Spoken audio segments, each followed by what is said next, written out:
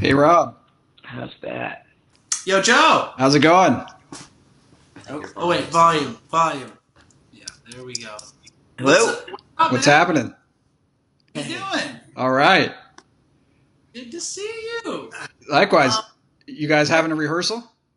hey, no rehearsal tonight. Just getting off work here. We all got day jobs. We're all trying to squish in the video. I don't know if it's full screen on your end, if you can see us all. Or... Do you see all three of us? We got myself, Rob, Dan on my right, Colin on my left here. Are we all coming in? Yeah, Colin's like I only see like half his face. Okay. We'll change it up a little bit. Lord knows. Okay. Look at me for too long. That's retarded. Well, dude, just first off, thanks for the love, man, on the blog. We've been checking out your stuff. You got great taste. We'll say that. Thank you. And we saw you guys covering our buddy Surefire. We've played with them a few times, and Metate, and all the cats, man. So Yeah, I'm a funk fanatic, and I'm crazy about instrumental funk. So when your record came out this year, and I was really excited, for a new addition to the instrumental funk scene, and some dudes doing it right with a nice mix of guitars and organ and some jazz, some rock, some funk. It's dope. thank you, man. Yeah, we've been digging the coverage. How did you hear about us, by the way? Just out of curiosity. I can't remember. I was trying to think of that today. Did Live for Live Music announce your album when it came out? No, we wish. They got some cool things going on. We did this one thing. We got some coverage from Flea Market Funk. I was thinking That's what it was. That's how I heard. Jam's That's how I heard it. been some heavy shit, so that was pretty cool. Yeah, I like his blog a lot too. Yeah, it's great. It's great. So tell me about the funk scene of San Francisco and the whole Bay Area. Well, it's a wonderful place to be, man. Kind of ground zero for it all is the spot called the Boom Boom Room. Okay. It's through the ranks. Real funky club. The line on that is it's the funkiest place this side of 1973. Nice.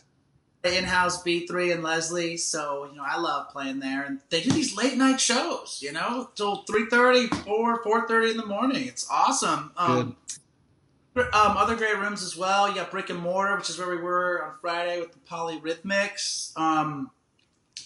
Dan, anything to But add? you've also got some really great local players here that you could catch anytime you want. They put together their awesome, fun little super groups. I think the first one I saw was Will Blades, who's this great local Oregon cat. Okay. Inspiration for sure. And just going to the Boom Boom Room at 2:30 in the morning and just in a haze of smoke, just seeing just this awesome Oregon live funk shredding. It was just Wow. Mecca for me. Okay. Funk when I lived in LA, but a lot of the venues like that, kind of closed and opened, from time to time. There was never really ground zero for that type of music. Yeah. Okay. That's where we got the horn players for our album too. We're actually just a couple local cats that play the boomer all the time. Oh. Bill Yeah. Cohen, the Jazz Mafia, and Boomer, their whole MO there is they just get different players from different bands. Never rehearse, just get together. It's right across the street from the Fillmore, too. Okay. The famed Fillmore Auditorium. Right. Actually, not the original Fillmore, but it's been like that for 20 years or so. The original one was on South Van Ness. But, Okay. yeah, they just get these great shows there, and at midnight, when that runs out, head on over to the Boomer to the wee hours, man. Nice. So Also it's in the Fillmore neighborhood, right? Yeah. Fillmore and Geary. Okay. Oakland's also got a pretty cool scene too. They got a place. They got the Fox Theater, which is pretty big, but also has really great acts coming through there. The New Parish, which I like to think of as the Boom Boom Room of Boom Boom East. Oakland. Boom Boom East. Okay. It's pretty sweet in there, and they've got 2 stories too. So it's just got this awesome vibe to it. So is that Birdland or? Birdland Jazzista Birdland Social Jazz, Club. yeah, that Okay. place. Cool. Right by North Berkeley Bar. They'd have free barbecue and these shows where people just show up, $10 at the door, get a plate of barbecue, get music, and it puts a premium on vibe. And Yeah, that sounds fun. we're all about vibe here. Sounds like it. Do you guys get a Berkeley student following too at all? Unfortunately, no. Not too much. Not as much as we like, we'll say.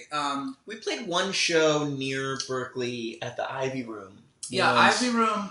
But I don't know that we've kind of gotten, punctured that college vibe over there. Just because we don't know anybody. And it's kind of like San Francisco is kind of tough to get to from Berkeley. At night.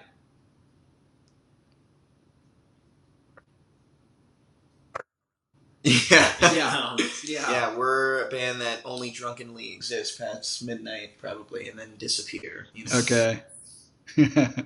So, how do you guys describe your creative process? Ooh, the creative process. It all begins with a mood, and yes. and then it usually starts with like a riff, the way I've written a lot of the songs is basically I'll hear something, I'll just be watching a TV show or just listening to music on my headphones, and I'll hear a riff that like really stands out to me. Okay. Played by the drums or played by the guitar. It doesn't matter what instrument it is, and I'll try to kind of mimic that, and then I get really obsessed with it to the point where like I'll record like an hour and a half of me just like jamming to this like riff, and eventually it just starts to like morph into its own zone. Like I'll play the riff, and then after 20 minutes I'll add a few notes here or change up the rhythm like this or change the key, and then eventually it starts to morph into like a groove, and that can sometimes be like the beginning of El Metate song. Okay. Other just sitting in the room, and all of a sudden I just play something that sounded cool at a given moment. We're like, oh, let's play that for 20 minutes, and then we kind of start layering and layering and layering until you have a song. Okay, cool. How'd you guys pick the name, your band name? Yes, most important question of them all. So, Dan and I met on Craigslist a number of years ago. I put some ad out there, and it was just some crazy, copy on there, like morbidly psychedelic picture Fela sitting in with Medeski while Herbie Hancock smoked peyote in the green room or something. I got like 15 responses, and one guy emailed me twice. The guy was Dan. Okay. So I responded to all of them. And we got together. I had been living in SF, but I moved away, and then I just moved back. And it was like 2012. And we got together, and I lived right by this taqueria called El Metate. Okay. We went there the first couple times we got together. Almost every time. I feel like every time we practiced, it was like I used to live in the Sunset, and I had a car at the time. And every time I'd come over, we'd both be just like hungover beyond all recognition. Yeah. Just like, trying to just get some jams out, listen to music, but we could never start without, getting some grub at El Metate. That was it. And the name. You don't say El Metate? Well, that's a etymology. Yeah. It's funny. Our conga player, he pronounces it like just so perfectly. It's like I couldn't even do it justice. Just like Metate. It's like I wish that he could just pronounce our name every single time we want to say it. Like fill in the sentence. Hey, we are El, and then he just says, Metate. Exactly, yeah. He okay. Our conga player. And actually, funny story. No one knows his real name or his age. Rarely rehearses. He just shows up at gigs and kills it. Nice. Like, oh, I'm here. And we're like, oh, okay. We'll open the door. He's the man, though, that's for sure. He might not even be from Cuba. Who knows? That's cool. Well, I had a friend like that. When I started DJing in Maui, a buddy of mine from Uruguay was an awesome conga player, and he would just like show up at gigs around Maui, and he would like accompany me if I played a house set or something. And now he's in Neil Young's band, and he's the Young's band. Nice. Yeah, he's in the son of Lucas Nelson's band, and they're backing up Neil Young, and he's the conga player. So maybe this guy will turn into a big star. He could right now be playing with Neil Young. We would have no idea. He's just like His character, I swear to God, you could write a whole book about him just because you could fill in every page with whatever you want. It really, we have no idea. Cool. So how did you guys create your first album? Like, what was the process of recording and getting it out into the world? Man, It's a good question. that's a great question. I think the first impetus for it, or at least, I mean, we were always talking about recording an album, and we tried to do it ourselves in our room. It was so bad. As you'd expect. As you'd expect. I mean, trying to play and record at the same time, and we didn't have all the gear. We only had like maybe 3 mics, and we weren't all well versed in how to, you know. And also to paint the picture of our practice space, all of our rehearsal studios, we've had 3 or 4 since we've been a band. They've been the most ghetto spots ever, Joe. Like this one little alley off of Van Ness here in San Francisco. And literally for a while they had like a sharp object receptacle like you see in the doctor. Not just any sharp object. A syringe. Hypodermic needle. Yeah. So we're trying to record in these types of spaces. It was just it just wasn't working. And then we found out our drummer was moving to New York to go to medical school. Okay. He was a pretty smart guy, but found out he was a genius when we asked, so, you know, what medical schools have you gotten into? And he's like, I got a full ride at Johns Hopkins, Stanford, Columbia, and we're just like, what? Wow. And so we're like, well, shit, we should get the band on tape or on CD or, you know, on megabytes. In the cloud. In the cloud. It's all in the cloud. We got to get it, you know, before he moves. And so I booked a session at this great local studio called Studio Trilogy. Okay. They have a B3 organ in-house. They had a really big space. They had a Fender Rhodes and several rooms because we wanted to record live. Recording to a click track, one instrument at a time, was just not our style. Okay. Well, we tried. Well. The results proved it was not our style. It's hard to capture our vibe, you know, besides, you know, just playing live. Especially, like, you know, solos aren't a set length, you know. I mean, we started this band. And the dynamics and everything else. The instrumental funk scene, I mean, you know, part of what you've written about it's just like... It's a nod, it's a feeling, it's a look in the eye. And Right. Exactly. So, we have a place called Studio Trilogy down the way in downtown San Francisco. We had a 10-hour session. And we had an engineer there and his assistant, who actually ended up being in the band for a couple weeks. Yeah. After Ben left. But yeah, it turned out to be so good because, like, anytime like we'd make a mistake or something like that, he'd be like, "Oh, what mistake?" Like he'd do like 2 clicks and, you know, say a prayer, and all of a sudden, like the mistakes would be gone. And we were so thankful we did that. Cool. Followed a year and a half of overdubs and Oh my various, God. just Many overdubs. A year, almost to the day, to actually get the album out. We recorded it, and we didn't realize how much work goes into the post-production process, the editing. You know, we had the 10-hour session, and we recorded as much as possible in those 10 hours. But then we didn't think about, like, listening to it. And then you listen to it, oh my God, I want to do this, or I want to add that. We have to get the horns in here at some point. So it took us quite a long time, but the end result's awesome. I mean, I love the horn players we got on there. We got Joe Cohen and Mike Olmos, who are great local legends to record the horn parts for us. And those guys, just seeing those 2 work was just, like, absolutely amazing. Like, if you ever look at those the horns guys... are hot. Joe, you've probably heard their work. They did horns on a number of new Mastersounds album recently. Oh, cool. Eddie Roberts used to live out here in the Bay, and they hooked up with those horn players, and they rip, man. Those guys like come in, just like one take. There's this great story. The pyramid.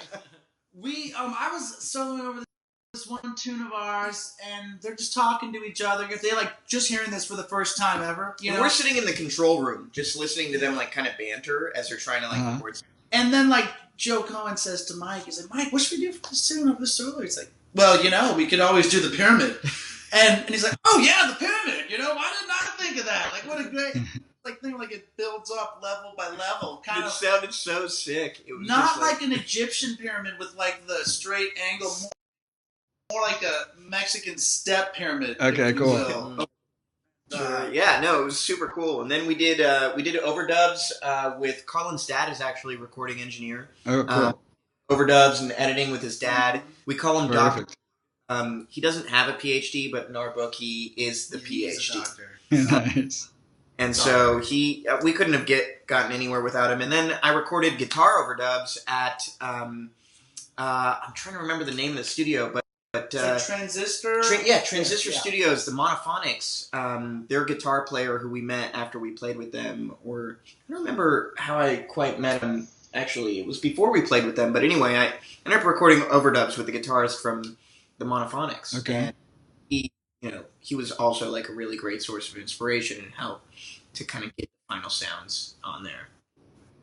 Are the horn players playing with you guys live? Still? We've had Joe Cohen a couple times. Yeah, we've had Joe. We have a cast of other guys who have come in.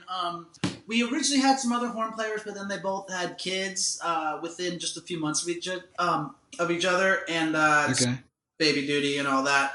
And we've had a new crop of guys come in lately. But yeah, there's just a pool of so much great talent here in the Bay that we'll normally just call upon the extended Metate familia, if you will, bring them in. Good. Yeah, the horn section has definitely changed. We've gone through a couple drummers too, but the drummer we have now we've pretty settled on. It's kind of like Spinal Tap, like with the drum. But you can't really finger-proof for vomit, Spontaneously combust every year. It's just not very widely reported. Exactly. Sorry, we're drinking some pina coladas. Oh, yeah, they look good. Your other coverage of us, Joe, that you always say it's a band that you could dance and drink to. So we're like, man, let's get some pina coladas. Let's hang out. Let's make a little evening out of this. Yeah, that's a good idea.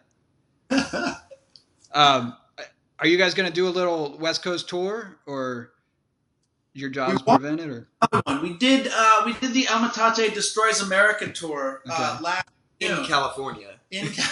So that was probably the most fun I've ever had. It was a small little run. We did like L.A., Orange County, and San Diego, and we played with Surefire down in San Diego. And okay, cool. Belgium from Surefire, he's the one who taught me everything I know pretty much, and so that's how we hooked up with those guys. And we played a few gigs outside, but we all have full-time jobs. We're still trying to figure out the ways with all the personnel changes, drummers and stuff like that. Our current drummer has a family and kids. It's tough to get away for like a week. We've gotten him. We recently played a music festival. For 2 days. We played 2 days, but we were gone for about 3, and so something like that it's just tough to kind of work out. And so we think about it all the time, and we're wondering, okay, if we wanted to take a week off and do something, how would we fund it? How do we book it? And who do we do it with? Yeah.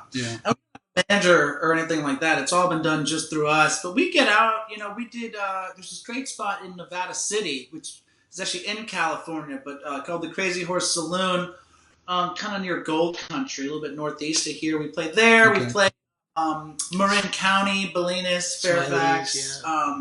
We get the city a good bit, but we definitely want to do another run, 4 or 5 shows here or there. It's something we're working on for sure. But the old ball and chain at the workplace can be a little more chain than ball, if you know what I mean. Yeah.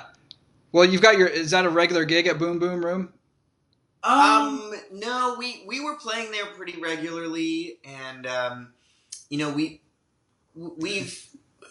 thought about like trying to do like a residency or something like that, but it's really tough to like commit and say like I'm gonna play one place every month on the dot like at this time, because a lot of us we go on trips. We're still we go all over the place. We have our own projects, our own work stuff. And so it's like tough to commit and say like, okay, I'm going to play every Saturday for 6 months. Right.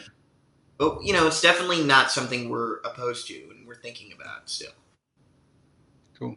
What were your formations as musicians? Like, how did you start playing music, and how old were you? How'd you get thrown into it? I started playing I always loved guitar ever since I was, a little kid. David Gilmour is my favorite guitar player of all time. And I remember, I was always too embarrassed to ask my mom for anything, I love my mom to death, and she would have, if I asked for it, she would have done it in a heartbeat. But I just never wanted to put that kind of pressure on her or anything like that. And then one day in the car, she's like, Danny, do you want to play guitar? And I was like, yes, yes, yes. And so, she got me the guitar, she got me the lessons, and I had an awesome guitar teacher that really got me into it, and I never missed a beat. I played as much as I could, practicing every moment that I possibly could outside of school. Cool. Good. See, I started off as a guitar player, very angsty, riding around on my skateboard in the early aughts in SoCal. Punk rock music, Black Flag, The Germs. Oh, cool. Years ago, love that stuff. Yeah, and me too. Through like a real phase of, shall we say, psychedeliciousness of Grateful Dead and Fish, and then got into the jam band scene, and then I heard John Medeski in MMW, and he's the one who got me into organ, and got into all the old school organ burners, Charlie Earland, Charles Kinner, Don Patterson, Grant Green, Boogaloo Joe Jones, all that stuff. And I just fell in love with that music. That soul jazz, acid jazz, call it what you will. Right. Spoke to me on a very primal level. And it coincided with me moving to SF. I just started following Will Blades around, really. He's the guy. Check him out, Joe. Okay. And then I got all the organ off of Craigslist and just was a guitar player and just started picking away. This was 08, 09. Kind of sat around for a few years and then got really serious, and since about 09, 2010 or somewhere in there, and I've been trying to make up for lost time ever since, really. Nice. Yeah. So my dad is a musician, as Dan mentioned, and so my youthful active rebellion was I was always like, "Fuck you, Dad! I'm not gonna play shit." And then I got to the point where I stopped feeling that way and was like, "Man, that was a fucking dumb decision. I could have been playing guitar." But basically, just I don't know, picked up bass. Actually, at my dad's suggestion, good bass players always have work, and I figure there are already enough fucking guitar players in the world. So just maybe too many. Always hating on the guitar player. It's funny he mentioned Medeski, because when I first started playing guitar, I was a heavy metal. I only listened to Metallica and really heavy stuff. Pink Floyd was the least heavy of all the stuff I listened to. Okay. It was so. I'm even almost embarrassed thinking about it now. But listen, somebody gave me, a buddy of mine, Jeremy Diamond. He gave me the record A Go Go. Okay. On Schofield, Medeski, Martin, and Wood, and that was it. I never listened to heavy metal again after that. I must have listened to that CD. I broke the CD. I listened to it so many freaking times.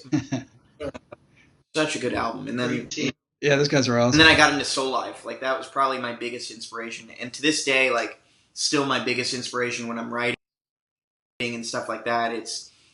Soul Life is the main start of that. Eric Krasno, I can't begin to tell you how many licks I stole off of Kraz. Yeah, he's great. His new album's fantastic. Yeah, it's pretty sick. I can't wait to hear the new Soul Life record too, which will be pretty awesome, I'm sure. But yeah, those guys were huge, especially live, because they really go into those jams really deep, and that's just always been a really, really deep source of inspiration for me. Yeah, they're awesome. I was just listening to El Metate Rides Again, and there's part of the guitar tone reminds me of the Meat Puppets. Did you think of that? Puppets. Wow. Wait, damn, what is the guy's name? Mike something in the Meat Puppets. What's his name, Joe? It's the two brothers. One of them's name is Mike, right? Am I? I can't remember. I can't say I've heard of the Meat Puppets. What? Yeah, you got to check them out. They're like a early '80s SST band. They were a punk band, but then they would play these. Every album would have like a really cool instrumental on it with this really dope guitar tone that kind of sounds like what you're doing on that song. Yeah, no, that song is an awesome one. I remember fiddling around with like the distortion so much. Like even to this day, I'm like still trying to fit. It's a joke, like how I get a new pedal or I am messing around with the tone. But I'm happy that that tune was like a Jimi Hendrix, like David Gilmour, Krasno opus for me. I guess I just really wanted to just let loose on that one. Dude, SST, you're taking me back to my old punker days, Joe. Yeah, that was my teenage rebellion music too. But then I started getting into funk and jazz after college, and I guess I can thank the Beastie Boys for just putting all the samples on Paul's Boutique, first of all, and making me want to find out what they were. Killer album. And then, from there, just dug deep. Awesome vintage keyboard enthusiasts of all time, man. Yeah. Yeah, so I can thank them for turning me on to the soul jazz and the funk and, expanding my horizons way beyond punk rock, finally. Man. Nice. If you guys could play at any festival in the world, where would you want to play? Coachella. No. Don't get me wrong. If Coachella's watching, we will say yes if you offer. But we low key like to hang on. But High Sierra Festival is a really big one that we'd like to play. I think Surefire said the same thing when they were here. Yeah, that'd be awesome. We've all been there a bunch, and it's just you go out in the wilderness, take all sorts of weird tinctures, potions, elixirs, what have you, and just kind of out at the moon for a while, and that was a lot of fun. We did this really fun festival recently up outside of Truckee near Lake Tahoe with Carl Denson's Tiny Universe and the Motet. Cool. A lot of fun, man. Labor Day weekend. They had this combo jam set too, where some Motet guys, Joey Porter was on keys, Carl was playing, and Carl and his band, he has Alan Evans on drums now. That was huge. Sweet. As somebody from Soul Live, I was like, oh shit. And these guys both jammed with this whole combo group, and it was fun. But yeah, I think High Sierra, Guitar Fish, Hangtown Music Festival, Bottle Rock. These are all kind of local NorCal festivals that we would definitely like to play. Jazz Fest in New Orleans would be huge. We're trying to see if we. Yeah. Jazz Fest is savage, dude. New Orleans is our collective Jerusalem, really. Yeah, that'd be great. Yes. Yeah. So yeah, that's kind of what we'd like to do. I know we probably have some more work to get there, but hopefully it's more people like us, and it seems like they do. Just keep trying. Do you have any a wish list of famous venues in California that you'd like to play? Oh, that's a great question. Fillmore would be sick. Yeah, Fillmore would be sick. We've been there right across the street so many times, and watch the bands come in. Actually, on our CD release show, the Funky Meters were at the Fillmore. Sweet. I was tweet storming George Porter, George, come sit in after your show. He didn't respond, but sure he really wanted to make it. Yeah, he was thinking about it, I'm sure. But the Independent is another venue I don't think we mentioned earlier. That's a really sick venue. I think it's got some of the best sound that San Francisco has to offer. It's a good size too. It's not too big. Yeah. Great American would be cool. I think it would just be cool to play a bigger event. We're so used to these, intimate, 100 person to 350 people venues that it'd be really cool to try something larger. And at the same time, I don't know. Whenever I see bands and other people are moving their gear for them, I just immediately think that's the dream to one day play a Fillmore gig and you actually have crazy pro sound guys who really do put an effort into making you sound good, and a cool green room maybe, or something like that. We played the Chapel once. That's a great venue. Would love to play there again. Opening for Tea Leaf Green, great band. Oh, cool. Oh yes, killer nachos and pasta. great food. We are down. We're there. Yeah.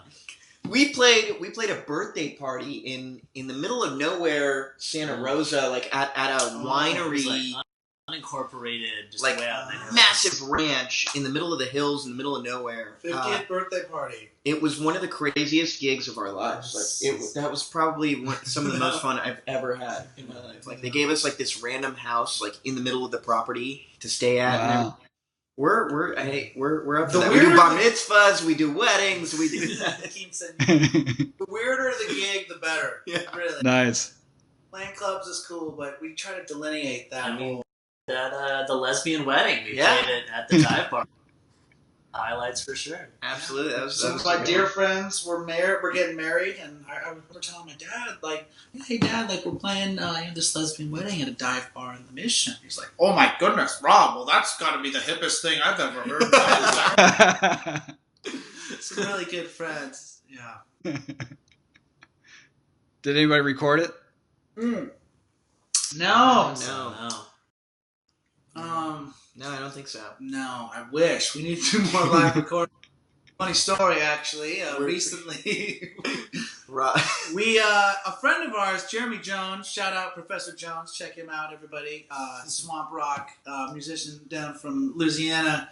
He recorded our whole set on video and sent me the link. And it was my birthday when he sent it, and I was doing birthday things and forgot all about it, and then it expired. And that's like the only full show video we have of a whole show. Oh, no. And the link expired and it's gone. We're working hard to get some full show recordings out there. There's a bunch of stuff on YouTube, and our SoundCloud has some other live cuts, Little nuggets and stuff like that. Okay. Right on. Like if you guys were approaching a new promoter, and how would you describe yourself? Like how would you pitch yourself to get into the bigger gigs you want to get into? This is Rob's territory right here. Really, our tagline with the band is funky sounds, freaky noises. Okay. Music that gets dudes out and gets them thinking introspectively about their place in the cosmos, but more importantly, it gets ladies dancing. Okay, and that's Nice. Of appealing to both crowds there is something very central to our music here. I think for a while when we started playing the Boom Boom Room, we'd be seeing Robert Walter, we'd be seeing, Eric Krasno, these guys coming through, and the openers, no offense, they would kind of suck. And it's like, hey, 1, we're not going to suck. 2, we're going to bring people out. That was like our main... And we'll get freaky. We're not embarrassed to we're not trying to be like super hip and modern and be low key and impress the shit out of the nerds. We want to do both. Like we want to impress the music nerds and really like get people just like give them that feeling that you used to get if you probably saw Jimi Hendrix live. This vibe that it's palpable just through a YouTube music video. I can't imagine how insane it must have been in person to hear these guitar and organ solos that were so loud and just in your face, and that's what we want to bring back. It's powerful. Do all this practicing so that when we hit the stage, we could forget all that and just communicate with the higher power. We are, right. It's a complete out of body, out of mind. I think a lot of bands, they try and be a little too buttoned up, and with us, it's just like once we hit that stage, man, the belts come loose. The belts come loose out the window. We're howling at the moon out there. So playing music's all about. Psychedelic space funk, I think, is another little tag that we've had. I like saying that as like the genre name. It's kind of fun. Yeah, I like that one. So you've got your 8 dope tracks on the debut record. Do you have any more in the works, or are there some other ones that you play live that aren't on the album, or you keep making new ones? Yeah, we've been discussing this recently. Yeah, actually. So funny. We've got almost a full album's worth of material. New material in the can. It's just a matter of the stars aligning and getting into the studio. It's just our live thing is just so different from what we do in the studio, and our last time on the debut album really showed like they are very 2 different beasts. Okay. And then respected as such. Yeah. And I totally defer to Dan on this. Yeah, it's tough. I mean, I don't think we have enough for like an album, but we definitely have enough for like an EP. You know, we've probably written like 5 songs probably since the last album, and it's just tough. Pulling the money together to get some time in the studio, writing the songs to be more studio oriented. Places where you think like, oh, it'd be great if we had like a 5-minute just like jam of this one instrument right here live that might work, but in the album it might actually sound kind of weird. Okay. And it's a lot of things that we've learned from the first album of like, the awkwardness of like certain spacing and how to record and how to really like make sure that you're making it easier on yourself so that you can fix things later or add parts later. And so it's just it's tough. We want to record another album, but unfortunately, Colin will be leaving us soon. He's moving to Australia. Oh wow! The other big wrinkle here is that I'm leaving in 3 weeks. Wow. We were really trying to shoehorn it in. We were trying to figure out a weekend we could do it, but it's like everyone's going out of town, and then it's like I've obviously got a lot to take care of. So yeah, we'll have to see. The next album might have to wait a little bit. Okay. What are you going to do in Australia? Sorry? What are you doing in Australia? Fuck if I know. I don't know. Go up and killed by one of the 1,000 things that'll kill you there. Auckland Pygmy Orchestra. No, I'll try. I'm gonna try and play with someone. I'll tell you that. Try and play bass somewhere. And I hear they're huge on funky music down there. So. Yeah, Melbourne's got a bunch of good funk bands. Yeah, excited to check out the scene. Yeah, look up the Quarter Street Records. There's a bunch of good funk and soul and a couple of salsa bands on that label that are great. I think they're all out of Melbourne. Really? Australians. And the 7 Ups, you heard of them? Someone was telling me about them. They're really good. I don't know if they're from Melbourne or Sydney, but yeah, there's and Curbside Collective. Those guys from Australia. I've heard of that band. They're sick. Yeah. Yeah, I think you'll have fun down there. I think so too. Yeah, it's tough to give this up. It's like Metate's in a good place right now. It's like getting good shows, and I love the music we're playing. But I don't know, man. Got to do me. Yeah, do it. That sounds fun. I mean, I've been living in Thailand for 2 years, so I just... So you understand. Yeah. Nice. So funny how many pockets of funk you can discover out there. Like I recently discovered that there's like just like a crazy underground, really hip funk scene in Russia of all places. Like, surprised if there's like crazy stuff coming out of Thailand or who knows what. So wherever you go, I'm sure you'll find what you're looking for. Yeah, that's true. It will happen. It's just a matter of who, what, when, where, how much, why. The why is it? We got the why. We got the why. We got 4 more W's. The Y's in there. So what else should people know about El Metate? Anything else? That's a great question. It's Metate. No, seriously. We actually have a clause written into our rider. If you misspell our name on any communications, that's an extra $100. No. You should. When we played in LA, actually, I think they honestly thought that we were some sort of salsa band. The opening chorus was called what was it called again? I forget, but it was Mexican surf rock. Yeah. They were actually pretty cool. They were pretty sick. That sounds cool. But no, what's next for Metate? We just want to keep making solid grooves. We're gonna try to get another bass player in, and he's got big shoes to fill. So damn right. Just trying to get not lose too much momentum. I mean, it's inevitable that you're gonna lose a little bit, given that we still are working and trying to maintain the band. So getting a new player always is rough in the beginning, but it will, I think, make us stronger in the end, hopefully. Just as the wave, peels back into the ocean, that means it's just going to crash that much further upon the seashore. Good. Yeah. practicing, and just really trying to get tighter, play, bigger and better gigs with awesome musicians, and keep on going. Hopefully get a festival in there. That's kind of a big goal of ours is, try and get out there in a festival, because that's really where you can start to expand your audience. Yeah, get out there, and we do love opening for rad musicians. Like, it's been so cool. One of the cool things about this band is opening for our heroes. We Adam Deitch, Will Blades, Robert Walter, Mike Clark, drummer for the Headhunters, and Herbie. We got to play with him. Sweet.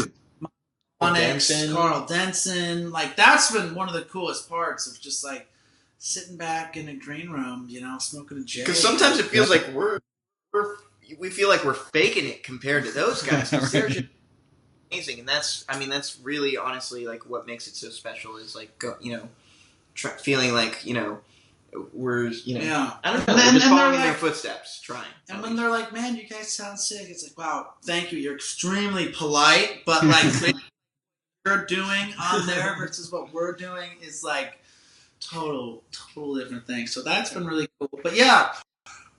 Very sad to see Colin go. He was one of the founding members of this band, but he's, upwards and onwards. And we'll be getting a new bass player in here, more gigs opening for rad musicians, more gigs headlining, burning places to the ground, staying up to the wee hours, doing freaky things, and upward and onward. Yeah. Sounds like the funk life to me. That sounds good. We got to get you out here sometime, Joe. Yeah, well, I'm going to stay in the United States now, so I'm overdue for a trip to the Bay Area. I used to go out there a lot. I have cousins in Berkeley, so Cool. It's been a long time since I've gone, so I want to go. Man. All right, fellas, thanks a lot. Thank you. Thank you, Joe. This was a lot of fun, man. Really appreciate it. Yeah, likewise. Let's do it again. We'll be in touch. Let's do it, dude. You have a good rest of your night. Take care, Joe. Good luck. See ya. Later.